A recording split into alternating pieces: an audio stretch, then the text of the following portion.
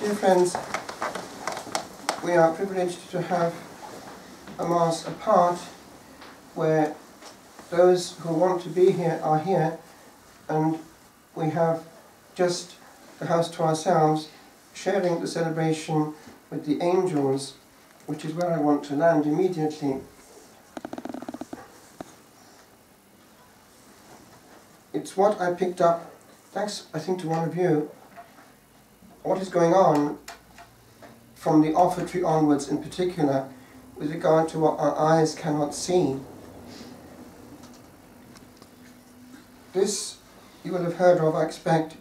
It's the opening of the eyes of one of ours, as it were, Catalina, somewhere in Latin America.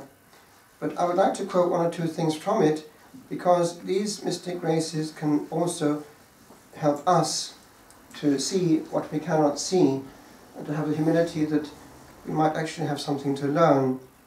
If we repulse these graces given to others because they're simply too special, or we haven't got them, or just not in Scripture, we might actually be deflecting graces given for us as well through someone else. The Lord has often in the past used, for instance, children to speak to the adults. So we need the humility to recognize our nothingness before further truth. It's only the vessel that's already full that cannot be filled. So, she is given to see something that she hadn't the slightest notion of at the moment of the offertory. Our Blessed Lady speaks to her heart, and she hears this voice as she is getting into prayer mode after the homily, and this is what she is shown. Observe, they are the guardian angels of each one of the persons who are here.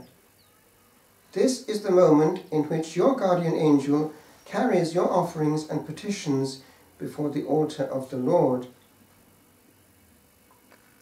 At that moment I was completely astonished, because these beings had such beautiful faces, so radiant as one is unable to imagine.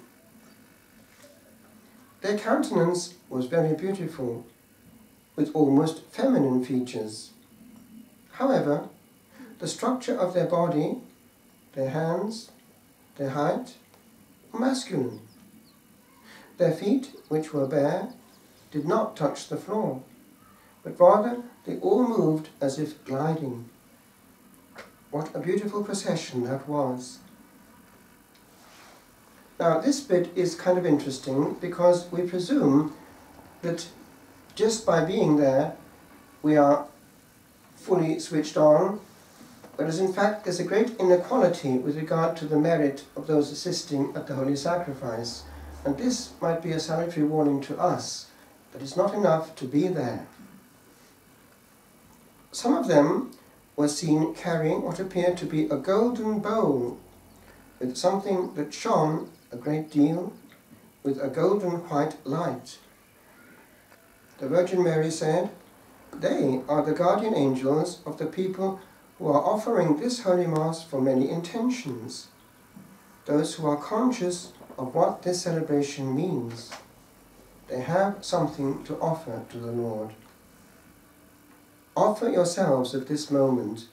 By the way, that is also, as it happens, an echo of the document of the Second Vatican Council with regard to the participation of the people, and that this offering should take place, that we need to unite not only ourselves but all that we do at that moment, because in that way we are part of something cosmic, and all that we do becomes redemptive. Remember that at every offertory. Offer yourselves at this moment, offer your sorrows, your pains, your hopes, your sadness, your joys, your petitions. Remember that the Mass has infinite value. Therefore be generous in offering and in asking. Okay, that's the first group of angels. Behind the first came others who had nothing in their hands. They were coming empty-handed. The Virgin Mary said, Those are the angels of the people who are here, but never offer anything. They have no interest in living each liturgical moment of the Mass, and they have no gifts to carry before the altar of the Lord. At the end of the procession came other angels, who appeared rather sad, their hands joined in prayer, but their eyes downcast. These are the guardian angels of the people who are here, but do not want to be.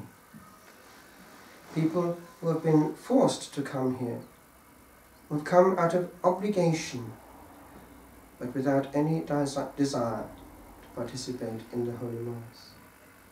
The angels go forth sadly because they have nothing to carry to the altar except their own prayers. So the voice goes on. Do not sadden your guardian angel. Ask for much. Ask for the conversion of sinners, for peace in the world, for your families, your neighbours, for those who ask for your prayers.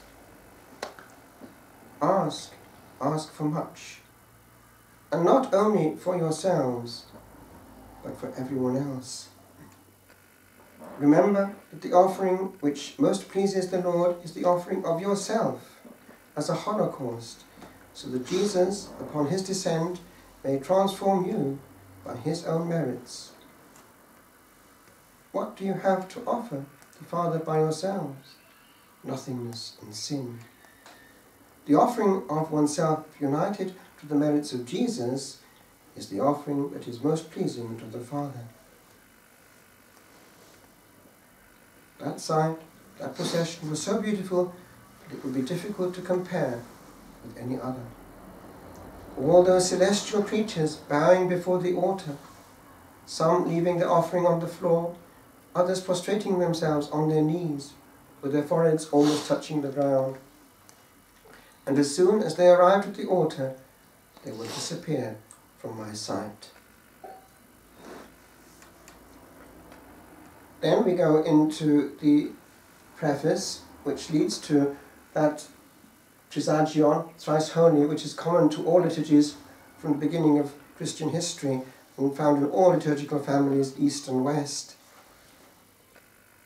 And it is something which links us verbally and physically to the whole angelic realm, which are named, different choirs of them. The final moment of the preface arrived, and when the assembly said, "Holy, holy, holy," suddenly everything that was behind the celebrants disappeared. Beside the left side of the Archbishop, thousands of angels appeared in a diagonal line. Small angels, big angels, angels with immense wings, angels with small wings, angels without wings. As the previous ones, all were dressed with tunics, like the white robes of the priests or altar boys. Everyone knelt, with their hands united in prayer, and bowed their heads in reverence. Beautiful music was heard, as if there were many choirs with different voices, all singing in unison together with the people. Holy, holy, holy. And this has been picked up miraculously, the singing of the angels. It's happened, for instance, in Sicily, in the context of a very important Mass celebrated by the holy priest Matteo della Crua. He was there, and it was caught on tape, the angels singing in sounds that cannot be reproduced on earth.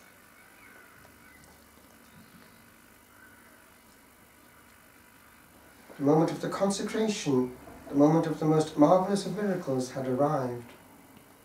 Behind the right side of the Archbishop appeared a multitude of people, also in a diagonal line. They were dressed in the same tunic, but in pastel colours of rose, green, light blue, lilac, yellow. In short, in different and very soft colours. Their faces were also brilliant and full of joy. They all seemed to be of the same age. You could note, I can't say why, that they were people of different ages, but their faces looked the same, without wrinkles, happy. They all knelt down, as well as at the singing of Holy, Holy, Holy. Our Lord, or rather Our Lady said, "These are all the saints and the blessed of heaven, and among them are the souls of your relatives, who already enjoy the presence of God."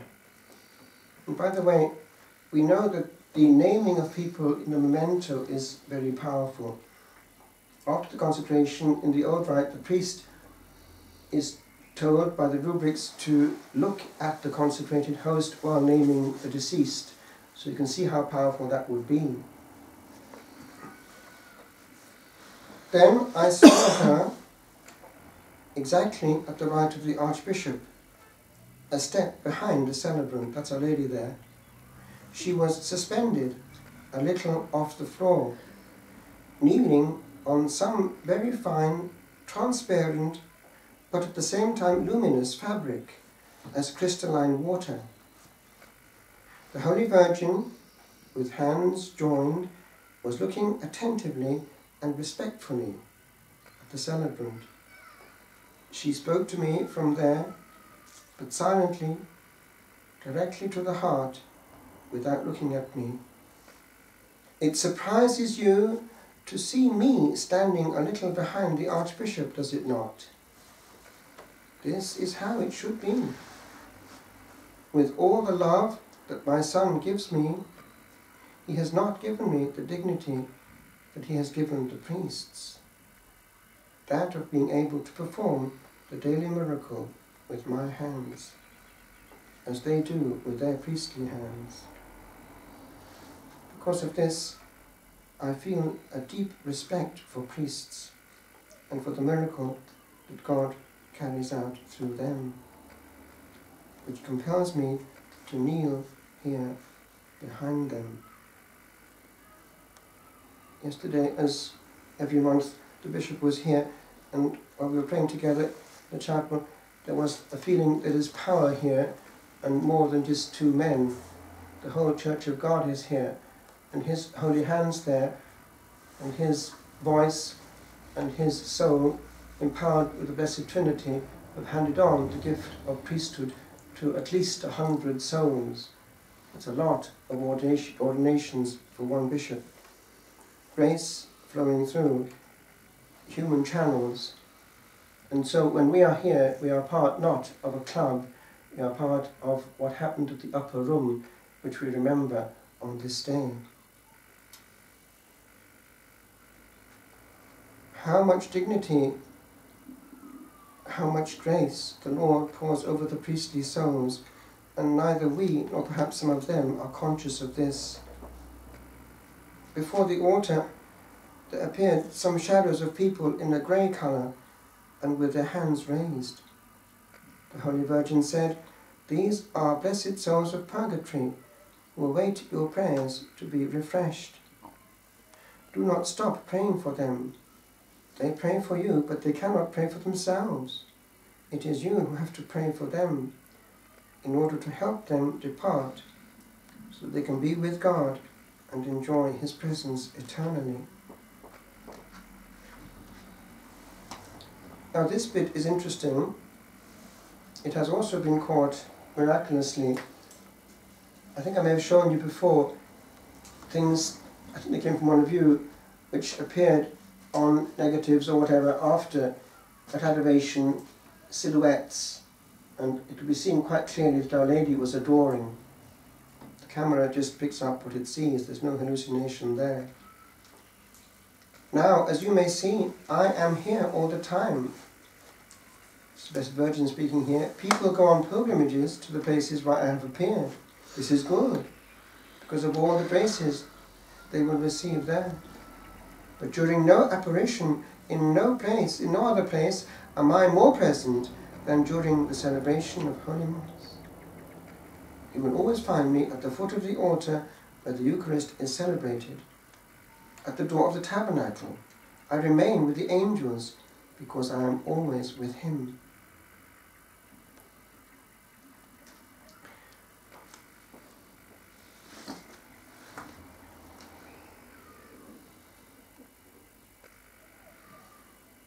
At the consecration, she observes a strange phenomenon.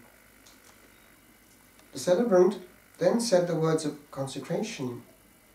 He was a person of normal height, but suddenly he began to grow, becoming filled with light, supernatural light between white and gold, that enveloped him and grew very strong around the face.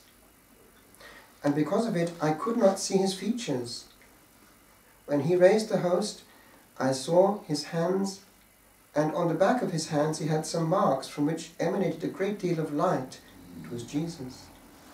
It was Jesus who was wrapping his body around the celebrant as if he were lovingly surrounding the hands of the Archbishop. At that moment, the host began to grow and became enormous, and upon it the marvellous face of Jesus appeared, looking at his people. I instinctively wanted to bow my head. Our Lady said, "Do not look down, look up, to view and contemplate him. Exchange your gaze with his." So that is the correct way to position ourselves at the elevation. We gaze lovingly at the host. On it goes, in the same vein. But there is one bit at the end I'd like to draw your attention to. It's what she is given to understand at the moment of Holy Communion. At a certain point, she hears this. She is told to listen. And the eyes of her soul, or rather the ears, are opened to listen to the conversation going on in front of her, not really audibly, but in the heart of the communicant in front.